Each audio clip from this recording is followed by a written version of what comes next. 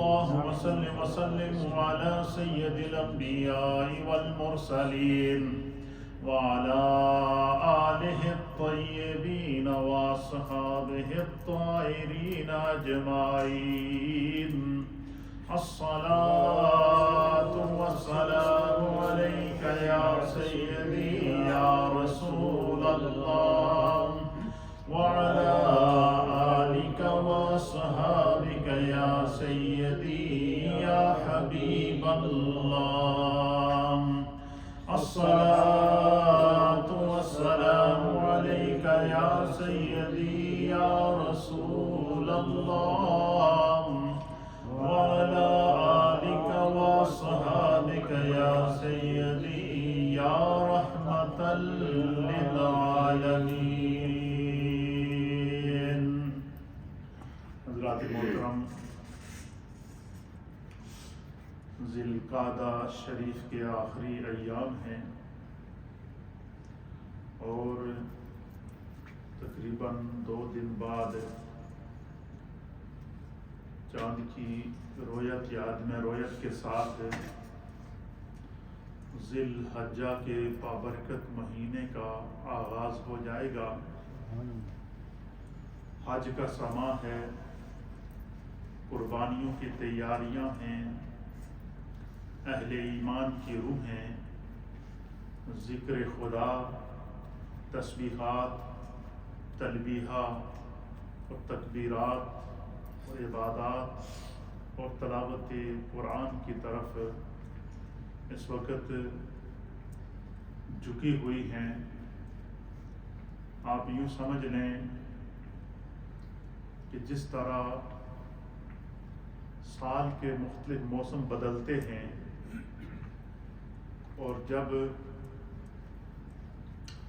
موسم خزاں آتا ہے تو سرد ہواؤں کے تیز جھونکے چلتے ہیں،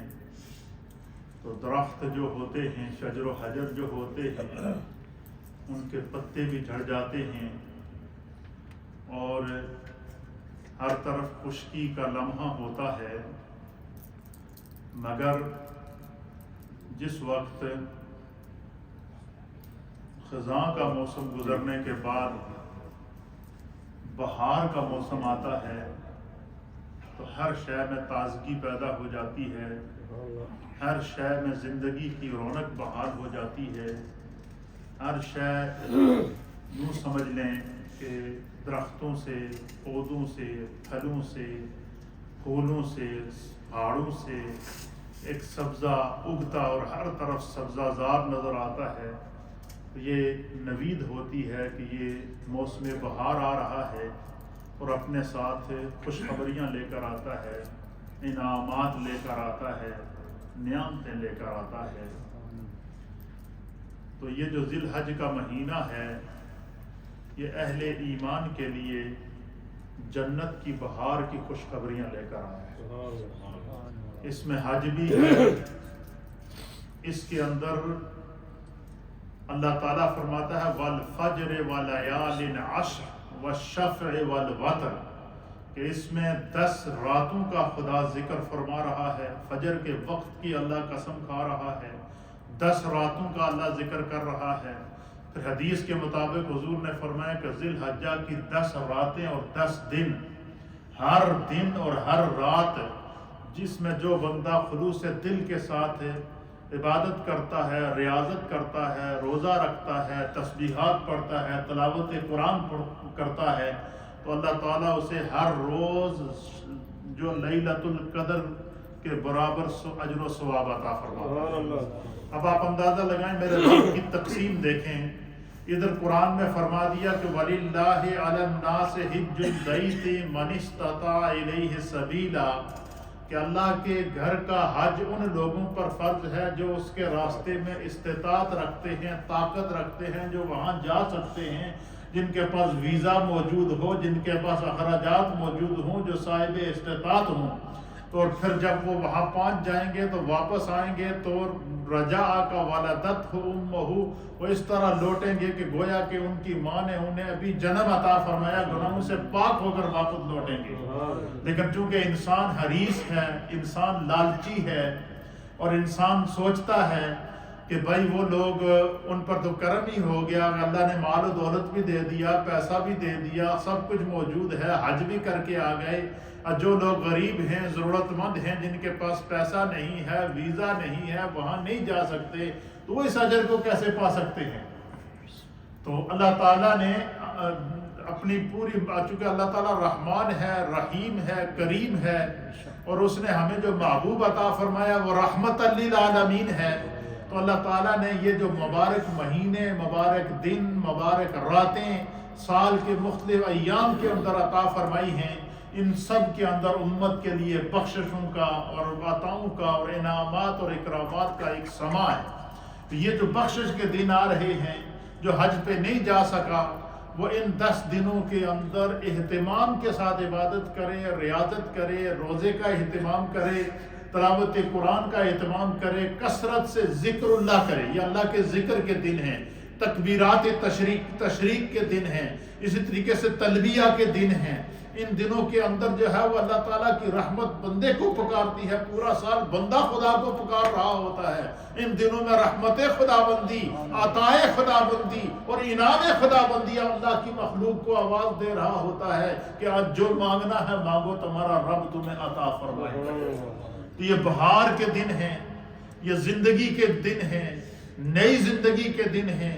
گناہوں کو مٹا کر نیکیوں کی قبولیت کے دن ہیں۔ اس لیے ان دنوں کے اندر پورے اہتمام کے ساتھ ہمیں سستی نہیں کرنا چاہیے۔ پورا سال ہم سستیاں کرتے رہتے ہیں، جب خدا ہمیں اپنی زندگی میں موقع دے تو پتہ نہیں ہوتا سانس تو کب ٹوٹتی ہے اور کب انسان کی زندگی کا چراغ گل ہو جاتا ہے۔ اس لیے جب بھی کوئی موقع ملے، کوئی مثلا جمعے کا دن آئے تو ایک جمعہ آئے تو دوسرے جمعے کی امید نہیں ہے، اس جمعے کو غنیمت جانیں۔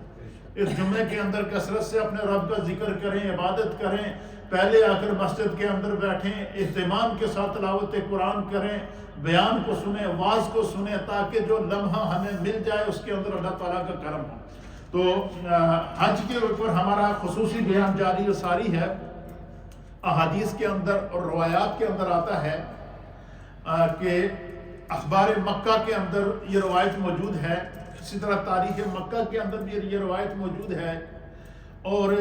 قرآن حکیم فرقان مجید میں جو حضرت سیدنا ابراہیم خلیل اللہ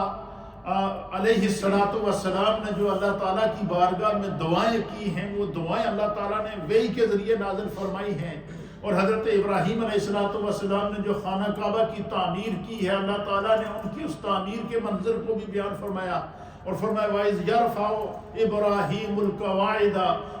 کہ جب ابراہیم علیہ السلام اور حضرت اسماعیل علیہ السلام نے خانہ کعبہ کی بنیادوں کو رکھا، تو خانہ کعبہ کی تعمیر ابراہیمی کو اور تعمیر اسماعیلی کو اللہ تعالیٰ نام لے کر قرآن میں بیان فرما رہا ہے۔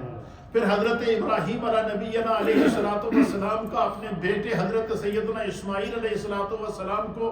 اللہ کے راستے میں قربان کرنے کے پورے منظر، اور بیٹے اور باپ کے درمیان جو کنزرویشن ہوئی ہے، بیٹے اور باپ کے درمیان جو مکالمہ ہوا ہے، بیٹے اور باپ کے درمیان جو اللہ کی رضا کے مطابق اور خدا کی آزمائش کے مطابق حضرت ابراہیم علیہ السلام نے حضرت اسماعیل علیہ السلام کے سامنے پیش کیا کہ میرے رب کی یہ رضا ہے کہ میں تمہیں اللہ کے راستے میں قربان کروں، تو حضرت اسماعیل علیہ السلام کو اپنے آپ کو پیش کر دینا، ابراہیم علیہ السلام کا اپنے بیٹے کے لیے قربانی کر دینا، اپنے بیٹے کو قربانی کے لیے جو ہے وہ اپنے رب کی بارگاہ میں پیش کر دینا اور ان کے گلے پر چھری کا چلانا۔ پھر اللہ تعالیٰ نے اس اخلاص کو، اس محبت کو، ابراہیم علیہ السلام جو فنا فی اللہ ہو کر اپنے رب کی بارگاہ کے اندر اپنے آپ کو آگ سے گزار رہے ہیں، اپنے آپ کو جو ہے وہ مختلف آزمائشوں سے نکال رہے ہیں، کبھی ایک طرف ہجرت کر رہے ہیں، کبھی دوسری طرف ہجرت کر رہے ہیں، کبھی ایک شہر جا رہے ہیں، کبھی ظالم نمرود کا سامنا کرنا پڑ رہا ہے،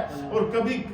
پوری زندگی حضرت سیدنا ابراہیم علیہ السلام کی آزمائشوں سے گری ہوئی ہے، لیکن اللہ تعالیٰ نے ان آزمائشوں سے جب بری کیا تو سیدنا ابراہیم علیہ السلام قیامت تک کے لیے،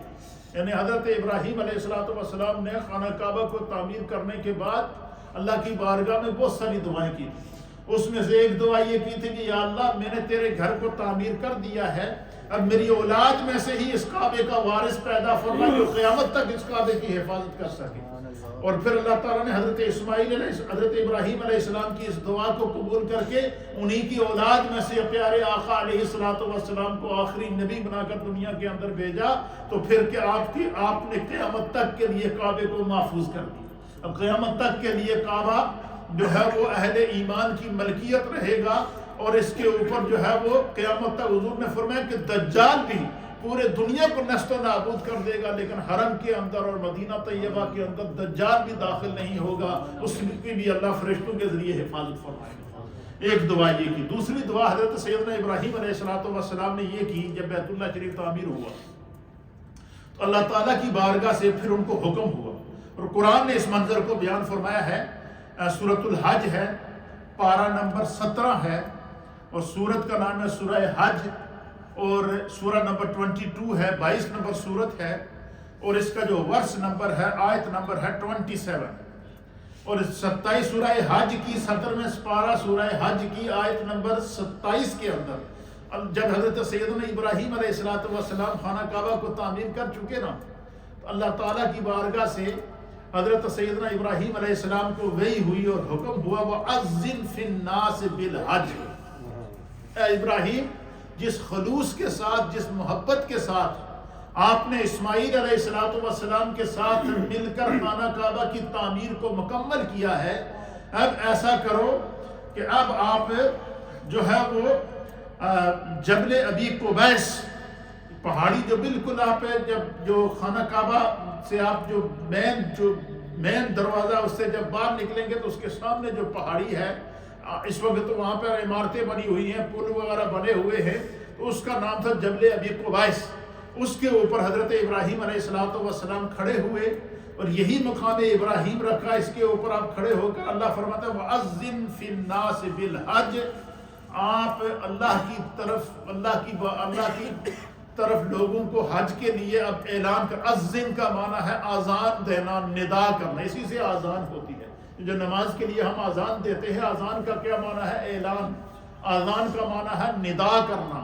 آذان کا معنی ہے صدا کو بلند کرنا، آذان کا معنی ہے دعوت دینا. اور جس وقت آذان ہوتی ہے تو اس میں اللہ کا ذکر بلند آواز سے کیا جاتا ہے، اور پھر اس میں دعوت کیا دی جاتی ہے؟ حی علی الصلاۃ، حی علی الصلاۃ، نماز کی طرف آؤ. حی علی الفلاح، کامیابی کی طرف آؤ. حی علی الفلاح، کامیابی کی طرف آؤ. تو یہ اعلان ہوتا ہے نماز سے پہلے آذان. پھر اسی طریقے سے اللہ تعالیٰ نے حضرت ابراہیم علیہ السلام سے کیا فرمایا؟ وَأَذِّن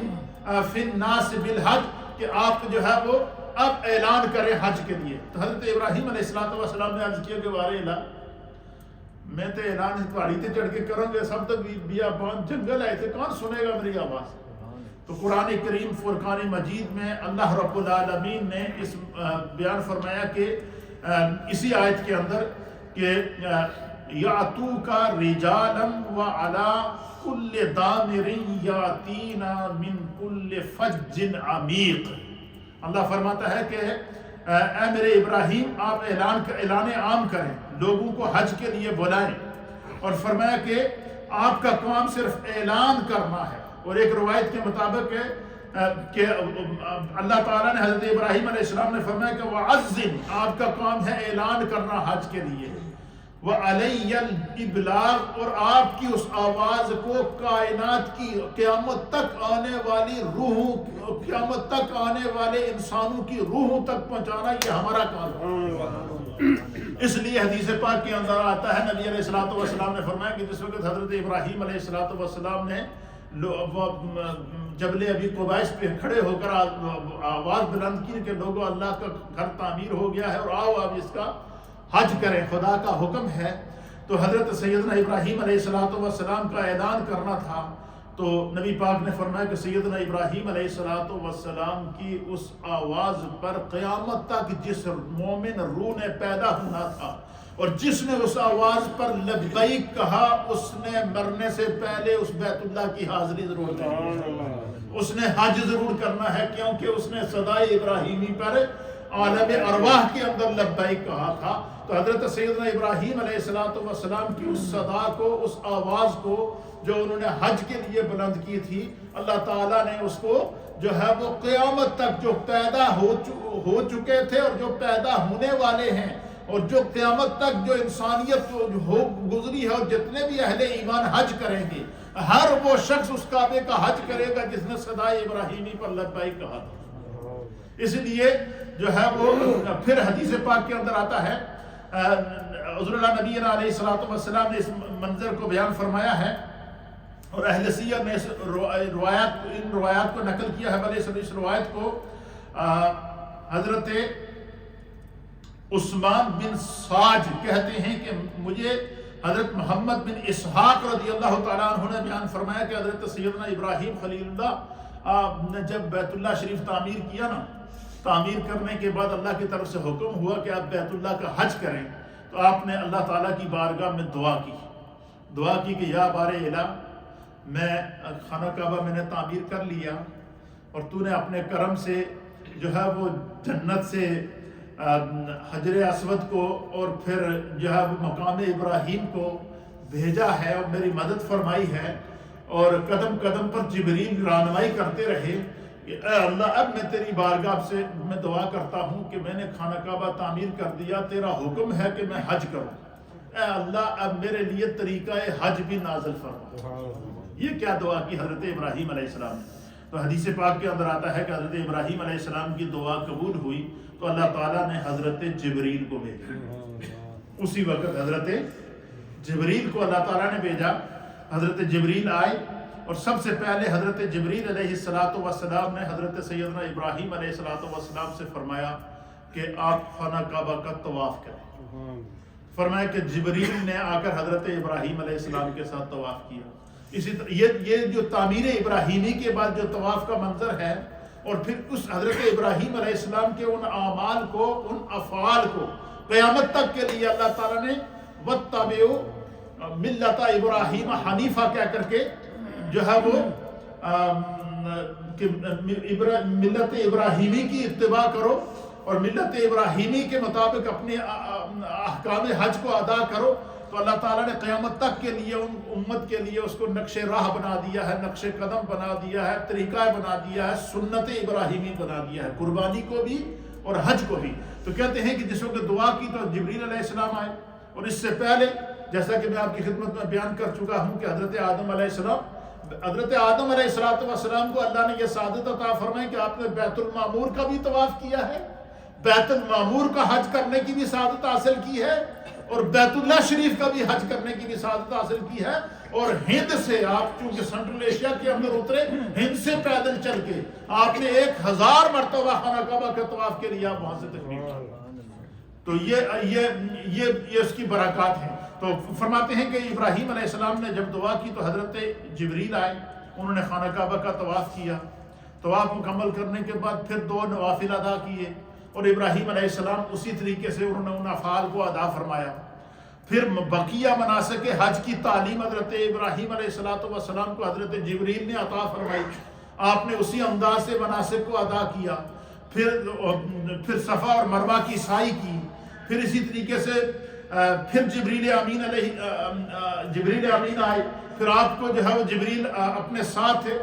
مینا میں لے کر گئے، پھر عرفات میں لے کر گئے، پھر مزدلفہ میں لے کر گئے، اور یہ سارے افعال حج جو ادا کیے جاتے ہیں جو طریقہ ابراہیمی کہلاتے ہیں۔ سب سے پہلے حضرت ابراہیم علیہ السلام فرماتے ہیں کہ اللہ نے جبریل کو بھیجا اور جبریل نے میرے ساتھ حج ادا کیا خانہ کعبہ کی تعمیر کے بعد،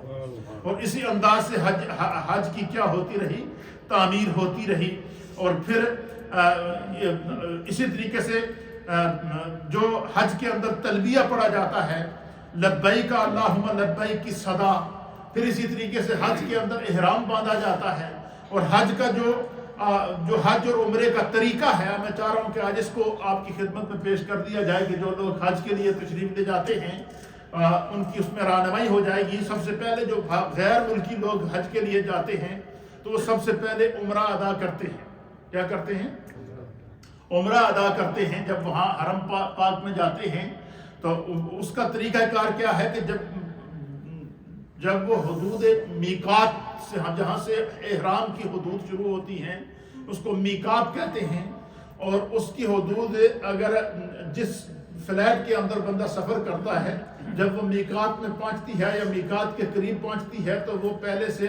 وہ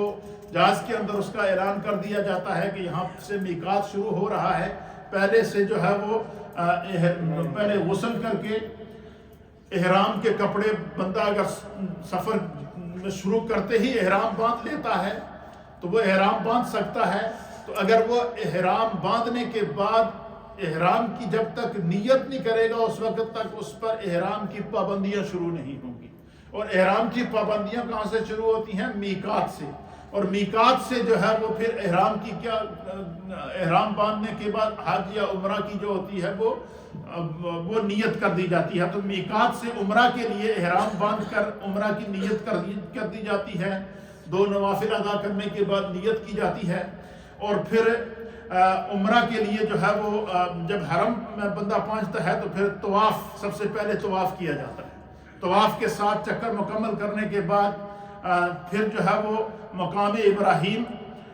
اور اس کے سیدھ میں کہیں 2 رکعت نماز ادا کرے، پھر اس کے بعد جو ہے وہ 7 چکر مکمل کرنے کے بعد وہ مقام ابراہیم پر جا کر 2 نوافل ادا کرے، پھر اس کے بعد سعی کرے، اور سعی جو ہے وہ صفا سے شروع ہوتی ہے، اور صفا سے مروہ، مروہ سے صفا، پھر مروہ سے صفا، پھر صفا سے مروہ، اسی طریقے سے جس طرح 7 چکر جو ہے طواف کے ہیں اسی طرح 7 چکر کیا ہیں؟ سعی کے ہیں۔ اور اس کے بعد سعی کے بعد پھر حلق یا قصر کرائے گا، بال منڈائے گا، تو اس کا عمرہ کیا ہو جائے گا؟ مکمل ہو جائے گا۔ بالکل ایزی ہے عمرے کے لیے، یعنی احرام باندھ کر میقات سے عمرے کی نیت کر لی، اور خانہ کعبہ میں پہنچ کر اس کا طواف کیا۔ طواف کرنے کے بعد 7 چکروں طواف کے مکمل ہونے کے بعد مقام ابراہیم پر 2 نوافل ادا کیے، اور وہاں سے پھر جو ہے وہ صفا اور مروہ کی سعی کی۔ سعی کے بعد جو وہ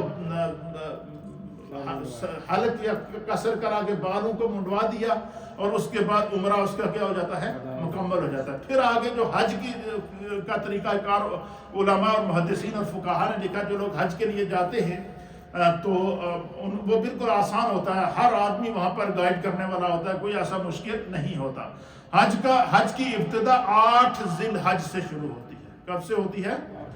8 ذی الحج سے حج کے لیے احرام باندھ کر حج کی نیت کر کے بندہ مینا روانہ ہوتا ہے۔ سارے کے سارے قافلے جتنے گئے ہوتے ہیں، جو ان کے معلمین ہوتے ہیں وہ ان کو گائیڈ کر رہے ہوتے ہیں۔ آج کل تو بسز ہوتی ہیں، کوچز لگی ہوتی ہیں، ٹائم مقرر ہوتا ہے، اور وہ وہاں سے نکلتے ہیں 8 ذی الحجہ سے نکلتے ہیں، مینا میں پہنچتے ہیں، اور مینا میں پہنچنے کے بعد جو ہے وہ 8 ذی الحج کا، چاہے وہ کسی وقت دن کے وقت پہنچ جائیں یا شام کے وقت شام تک پہنچ جائیں، یا رات وہاں مینا کے اندر گزارنے کے بعد پھر صبح صادق جیسے ہی طلوع ہوتی ہے، اور صبح صادق کے بعد جو ہے وہ مینا سے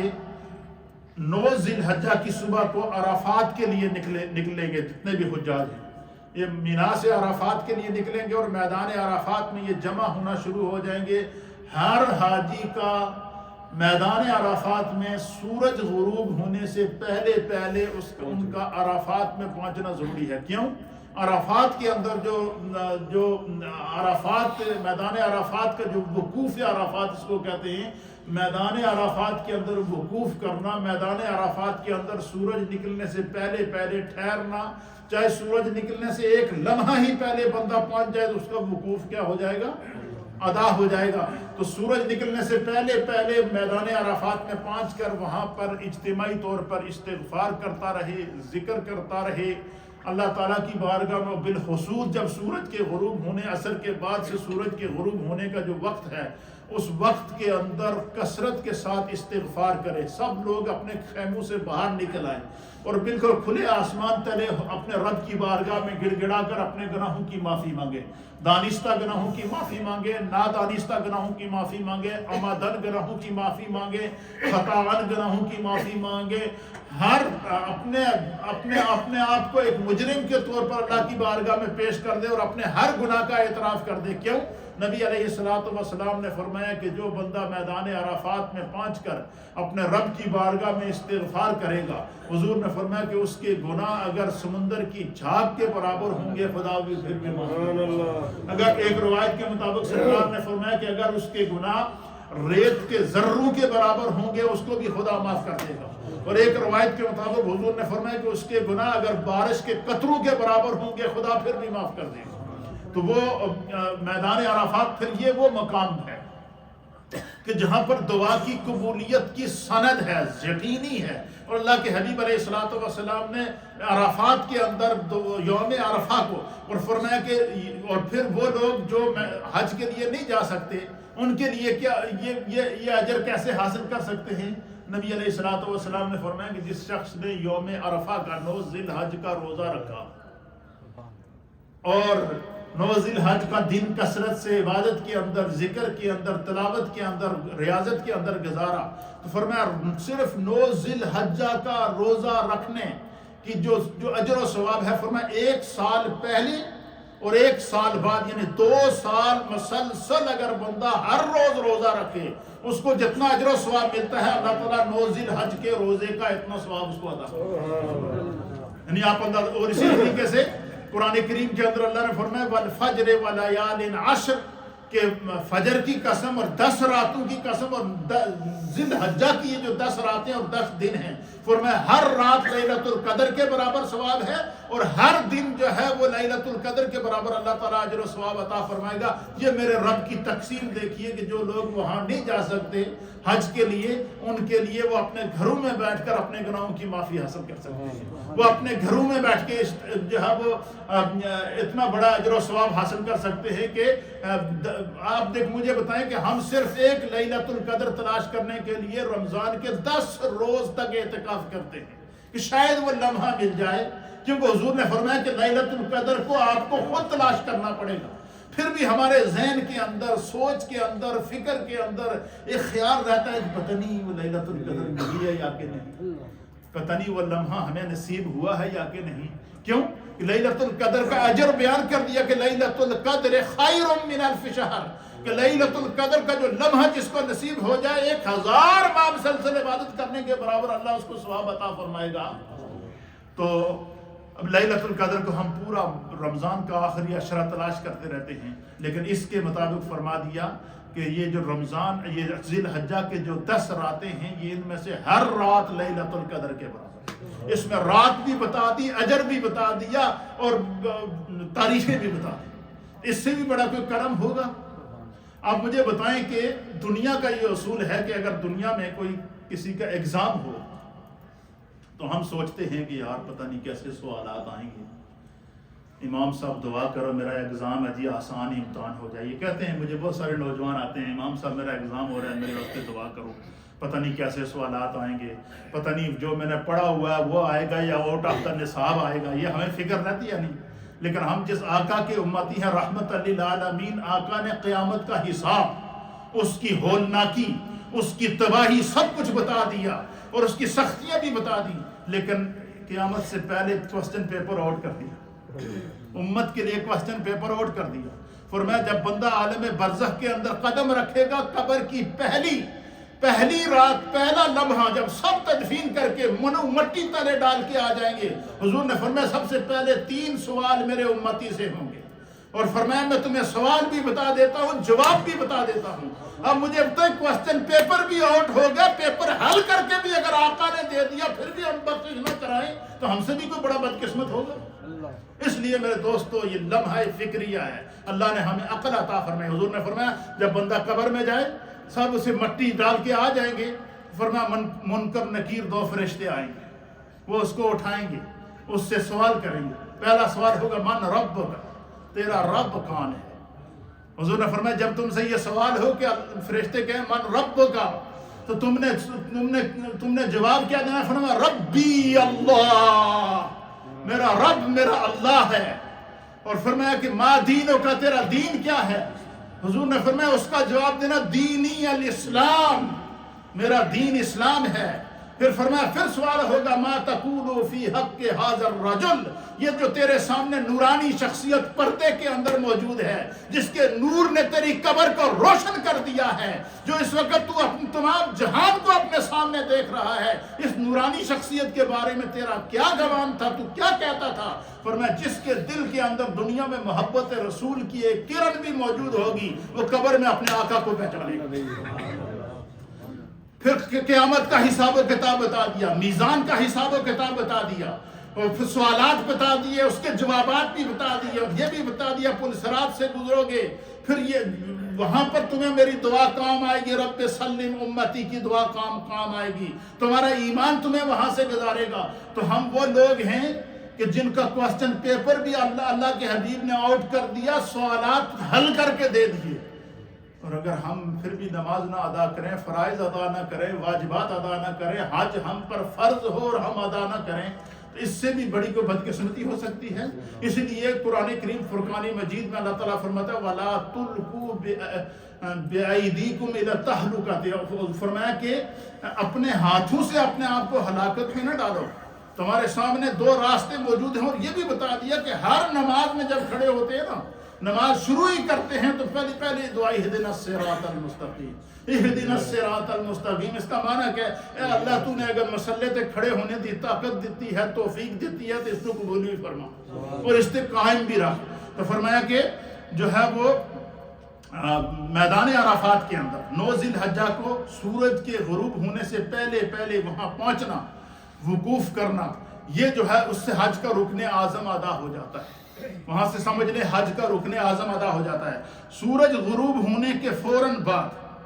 فرمایا کہ سورج غروب ہونے کے فوراً بعد پھر کیا ہوگا؟ پھر فرمایا کہ وہاں سے جتنے بھی حجاج ہیں ان تمام کی مزدلفہ کی طرف روانگی ہوگی، اور مزدلفہ جب پہنچیں گے تو فرمایا مزدلفہ پہنچ کر مغرب اور عشاء کی نماز جماعت کے ساتھ پڑھنا، یا وہاں پہنچ کر نمازوں کو ادا کرنا، اور جو ہے وہ وہاں پر دونوں نمازیں کو ملا کر پڑھنا پڑے، چاہے جس وقت بھی پہنچے، چاہے رات کے آخری حصے میں پہنچے یا جس وقت بھی پہنچے، تو وہاں پر مزدلفہ کے اندر مغرب اور عشاء دونوں نمازوں کو اکٹھا ادا کیا جائے گا۔ پھر جو ہے وہ وہاں پر مزدلفہ کے اندر رات گزاری جائے گی، اور وہاں رات گزارنے کے بعد وہیں سے تو پھر جب واپس مینا کی طرف روانہ ہوں گے تو پھر کیا ہوگا؟ 10 ذی الحجہ کی صبح کو جو ہے وہ وہیں سے بہت سارے کنکر وغیرہ پڑے ہوتے ہیں، وہ ڈھیر لگا ہوتا ہے چاروں طرف، تو وہیں سے کنکریاں جمع کر کے وہ اپنے پاس کسی بیگ کے اندر رکھ لیں، یا کوئی اس بلکہ اور بھی آسان طریقہ ہے جو ہمارے حجاج جا رہے ہیں، یہ جو پانی والی بوتل ہوتی ہے، چھوٹی والی بوتل، یہ جب پانی بندہ وہاں ملتی ہیں بوتلیں ہزاروں کے حساب سے بوتل، وہ ایک بوتل اٹھا کر آپ پانی پی لیں، پینے کے بعد اس بوتل کو دھو کر وہاں سے کنکریاں آپ چن لیں، 49 کنکریاں کم از کم، کتنی 49 کنکریاں، بلکہ 2 4 5 7 زائد بھی بندہ لے لے، کہیں آگے پیچھے کیا ہو جاتی ہیں، گر بھی جاتی ہیں۔ وہاں سے وہ کنکریاں جمع کرنے کے بعد اس بوتل کے اندر رکھ کے بندہ اپنے پاس رکھ لے، تاکہ جب وہاں پر رمی جمرات کے لیے جائے تو کم از کم اسے یہ فکر نہیں ہوگی میں کنکریاں کتوں تلاش کروں۔ تو مزدلفہ سے ہی کنکریاں وہاں پر بے حساب ملتی، وہ ڈھیر لگے ہوتے ہیں کنکریوں کے، تو وہاں سے کنکریاں وغیرہ چننے کے بعد، جمع کرنے کے بعد 10 ذی الحجہ کی صبح